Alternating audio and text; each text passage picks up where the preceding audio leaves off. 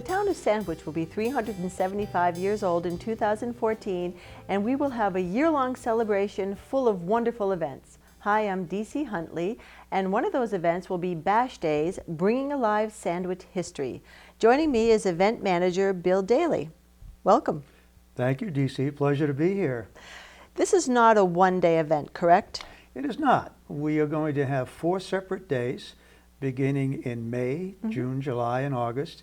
And once a month, we'll be celebrating a particular century. For example, in May 17, we'll be celebrating the 1600 history of Sandwich. And then we'll be doing the 17, 18, and 19. But right now, we're going to be talking about the 1600s. This sounds, what can we be looking forward to?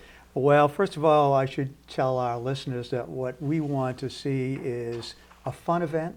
We wanted to make it educational. We want to have a little bit of a wow factor in there, so when people walk away from this, they'll say, hey, that was pretty good, wow. Well, I understand that a special fellow will be coming, Miles Standish. Miles Standish is indeed coming. He'll be coming down from Plymouth Colony. You know, Sandwich is actually part of Plymouth Colony in the early 1600s. A lot of people don't know that, but Miles Standish will remind us of that. So the Plymouth Plantation has generously lent us Miles for the day.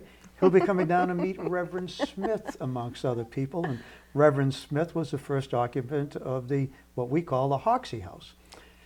So things will be taking place up at the Hoxie area? Indeed they will. We're going to have a group called the New Plymouth Militia Guard, and they will be here representing the 1620 to 1640 period in authentic uniform. Oh, wow. They will have their pikes, they'll have their swords, they will have their muskets, and it will be something that the kids and the adults can interact with. In addition, on that day, we're also going to have the 1600 games for kids. Oh, really? All geared to kids during that site up there in the Hoxie House, as well as adults who want to learn more about the history of that home, Reverend Smith, and the people that came after.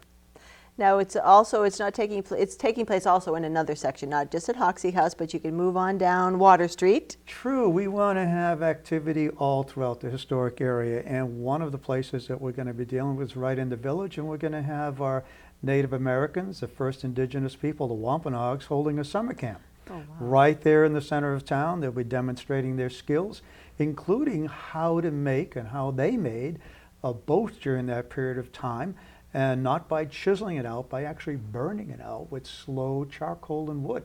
So it'll be quite interesting. So when do the events start taking place? At what time can people expect to be Most there? will start at 10 o'clock. They will be coordinated throughout the day, and will end up about 4 o'clock during the day. We're also going to have the Quaker Meeting House open because, again, many of our viewers here may not realize that Quakerism started right here in Sandwich, not in Philadelphia. So the Quaker Meeting House will be open, and we'll have some series of talks there, and actually a tour of the graveyard area as well. So it'll be quite interesting. Well, it sounds like a lot of fun, and Bill, thank you so much for joining us. And once again, if you want to find out about any of these events that are taking place throughout all of 2014, go to our website, sandwich375.com, and also like us on Facebook.